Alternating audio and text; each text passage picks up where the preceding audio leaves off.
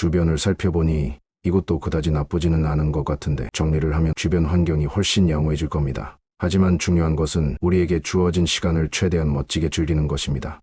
어이, 왕실 신하 양반. 이름이 뭐라고 들었는데 레베치아티니코프라고 했던가. 어디 대답 좀 해보시오. 난 예부세이치 레베치아티니코프라고. 왕실의 말단 신하였네. 만나서 몹시 반갑군. 그런데 무슨 일로 날 부른 거지? 당신이 반갑든 말든 나와는 상관없소만 당신은 이곳 상황에 정통한 듯한데. 우선 한 가지 궁금증부터 풀어주시오. 우리가 어떻게 말을 할 수 있는 거요? 나는 어제부터 그 점이 몹시 궁금했다오.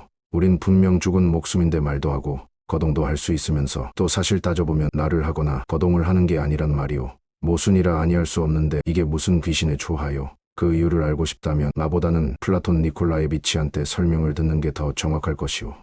플라톤 니콜라에비치가 누구요? 괜히 변죽 울리지 말고 요점을 설명해 주시오. 플라톤 니콜라에비치는 국내에서 유명한 철학가요. 과학자이며 예술의 명인이라오. 이곳에 오면서도 철학 연구를 계속한다고 자료를 가져왔는데 지난 석 달 동안 졸려서 괴로워하더니 지금은 전혀 기척이 없소. 그러다가 가끔 일주일에 한 번씩 전혀 말도 안 되는 소리를 혼자 중얼거리오. 쓸데없는 소리 말고 알아듣게 설명해 보시오. 그 사람이 당신 궁금증에 대해 아주 간단하게 설명을 해줄 수 있다는 말이오. 말하자면 우리가 이승에서 살 때는 죽으면 모든 것이 끝난다고 잘못 알고 있다는 거요. 지금 우리처럼 육신은 소생하고 각자의 남은 여생을 살게 되지만 그건 단지 의식 속에서만 가능하다는 거요. 내 설명이 짧아 이해가 될지 모르겠지만 무기력 상태에서도 생명은 존재한다는 거요. 그의 말로는 만물은 의식 속에 존재하고 숨이 끊어져도 2달, 석 달 혹은 반년까지도 의식이 살아있다고 하오. 여기 한 친구를 예로 들면 이 친구의 시신은 거의 다 썩었는데도 1달 반에 한 번씩 불현듯 꼴깍꼴깍하고 뜻 모를 신음소리를 내뱉는다오. 그러면서 그에게서 한 가닥 생명의 끈이 붙어 있다는 것을 느낄 수 있다오. 그건 터무니없는 말 같소. 그건 그렇다 치고 꽉 기능이 없어진 것 같은데도 냄새를 맡는 건 또 무슨 이유에서요? 그건 글쎄 좀 설명하기가. 그 부분에 대해서는 그 사람도 모호하게 설명했소. 냄새 얘기가 나와서 말인데 여기서 우리가 느끼는 냄새는 말하자면 도덕적 냄새라는 거요. 영혼의 냄새이며 여기서 2~3달쯤 지나면 영혼의 부패 또한 자연 치유력이 생겨 회복된다고 설명합니다. 그게 하느님의 최후의 자비라나 남지만 그는 이런 설명을 철학적 용어로 떠들기 때문에 대일에 가려진 그림자처럼 분명치는 않소. 그만하시오. 전부 헛소리에 불과하오.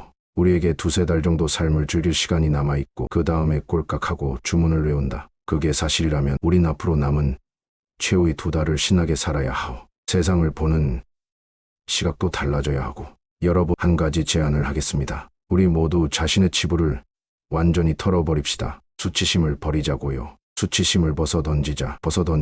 사람들은 이구동성으로 외쳤다. 개 중에는 지금 막 깨어난 듯한 새로운 음성 또한 섞여 있었다. 완전히 잠에서 깨어난 기술자는 쩌렁쩌렁 지하가 울릴 정도로 고함을 지르며 유별나게 그 제안에 반색을 했다. 가티체 또한 한우성을 지르며 킥킥거렸다. 내 수치심을 벗어버리고 싶다고 매 평생 얼마나 바라왔던가. 아브도티아 이그나티에브나는 황홀한 듯 말했다. 만일 그 도도하던 이그나티에브나가 수치심을 벗어 던지고 싶다면 난 진심으로 말하는 거니까 비아냥거리지 말아 주었으면 좋겠어. 크리네비치, 난 이승에서 살면서 끊임없이 수치심을 느꼈지만 어쩔 수 없었지. 하지만 여기서만은 그런 수치심에서 벗어나고 싶어. 정말로. 당신이 조금 전 새로운 원칙에 따라 지하 생활을 해야 된다고 말하지 않았소. 기술자가 중간에 큰 소리로 끼어들며 외쳤다. 지금은 거기에 대해 관심 없소이다. 그 문제라면 어제 들어온 쿠데야로브가 알아서 하게 내버려둡시다. 그가 깨어나면 우리 모두에게 설명을 해줄 테니까. 그 사람은 정말 독특한 인물이라오. 또 내일 과학자가 한 명 이곳에 올 예정인데 힘이 막강했던 부서의 관리 출신이라오. 그리고 사나흘 후면 유명한 기자와 편집장이 도착할 것이오. 이런 걸 보면 살아생전 아무리 훌륭한 인물이었다 해도 죽음의 사자를 비켜갈 수 없다는 것을 실감하게 된다오. 그 사람들이 다 모이면 나름대로 자연히 질서가 잡혀질 테니까 그 점은 걱정하지 않아도 될 것 같소. 하지만 그때까지 기다리는 동안 우리들은 솔직하게 자신에 대해 털어놓아야 한다고 생각하오. 지하에서조차 거짓말을 한다는 것은 도저히 용납할 수 없는 일이오. 지금 우리에게 중요한 것은 바로 진실이오. 살아있다는 자체가 거짓말을 하게 만드는 지상에서야 거짓말을 않고 살 수 없었다 손치더라도 지하에서만은 절대 거짓말로 자신을 농락하면 안 된다고 다들 생각지 않소? 모두들 각오하시오. 묘지를 차지하고 이 자리에 눕게 된 데도 다 이유가 있는 법이오. 각자 서로의 치부를 털어놓으면 수치의 굴레에서 벗어나 더 이상 고통받지 않아도 될 것이오. 내가 먼저 말을 시작하리다. 난 남을 등쳐먹는 사기꾼 타입이라오. 지상에서 정해놓은 사회 규범과 법에 묶여 비록 내색을 못했을 뿐이라오. 이제 사회의 모든 굴레에서 벗어났으니 남은 2달간은 다들 수치심을 모르는 자세로 진실한 삶을 살아봅시다. 모두 위선의 탈을 벗어 던지고 본연의 자세로 돌아갑시다. 위선의 탈을 벗어 던지고 본연의 자세로 돌아갑시다. 모두 그의 말을 복창했다. 내가 태어날 때의 모습으로 돌아가고 싶어.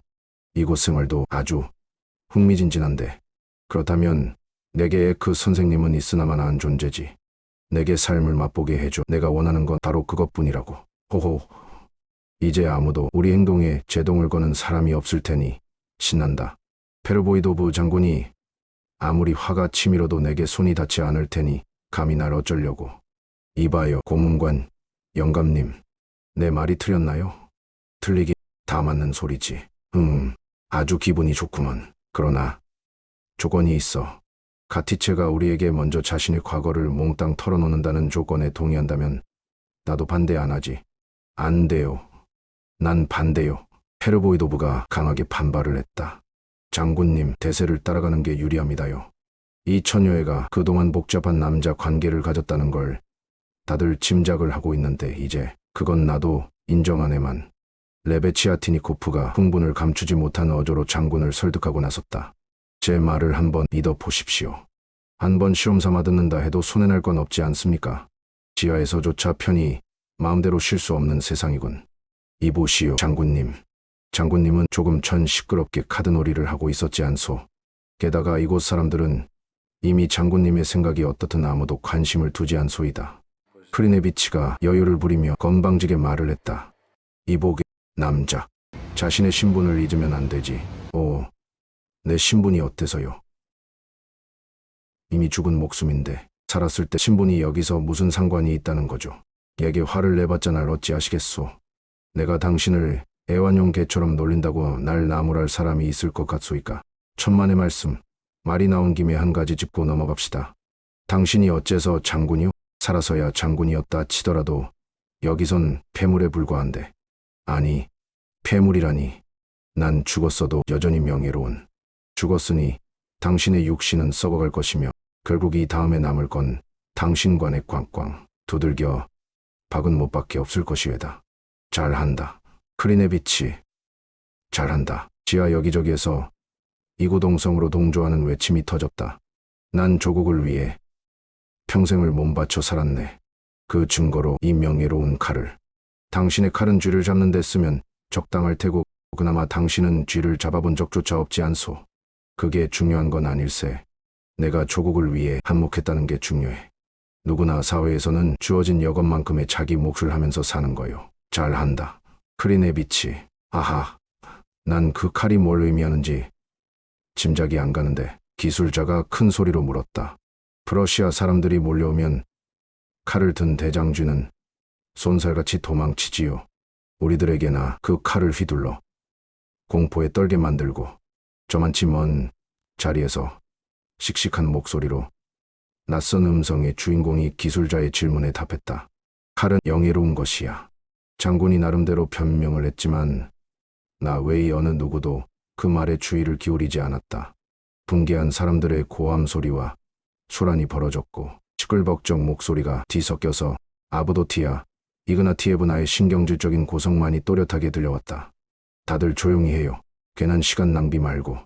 이러다 언제 수치의 옷을 벗을 수 있겠나. 우리네 영혼은 진실을 밝힘으로써 고통에서 벗어나리라. 그리하여. 평민인 상점 주인이 말을 계속하려 할 때 나에게 막아볼 겨를도 없이 급하게 재채기가 터져나왔다.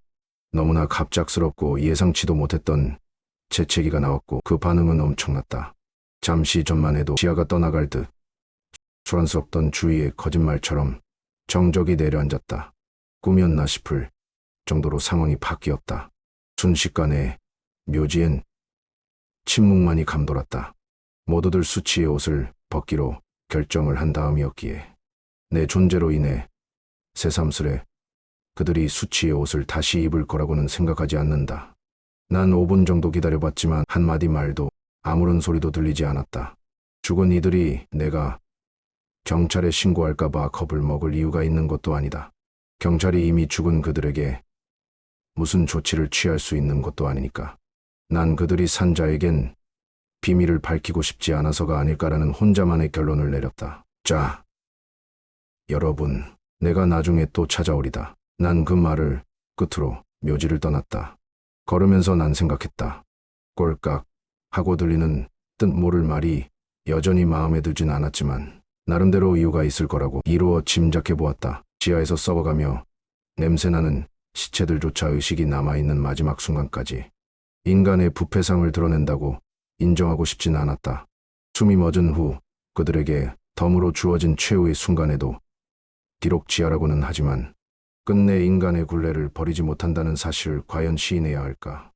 마지막 한 가닥 남은 숨이 다해갈 때 내뱉는 그 한마디. 가능하다면 다른 묘지도 찾아가 꼭 귀를 기울여 봐야겠다. 한 번의 경험만으로 성급하게 어떤 결론을 내리지 말고 좀 더 신중해질 필요가 있다. 그렇게 해답을 찾다 보면 뭔가 확실한 윤곽이 잡히리라. 그렇지만 언젠가 난 다시 한번 이 묘지를 방문할 것이다. 지하 가족들 모두가 자신이 살아온 인생 얘기를 들려주겠다고 약속했으니 놓칠 순 없다. 게다가 흥미진진한 주제인 양심과 수치심을 다룬 이야기니까. 그리고 시티즌 잡지 편집장을 찾아가리라. 그가 내 초상화를 잡지에 실었으니 이 실성한 인간의 독백 같은 글 죽은 자들의 수다도 실어줄지 모르는 일 아닌가.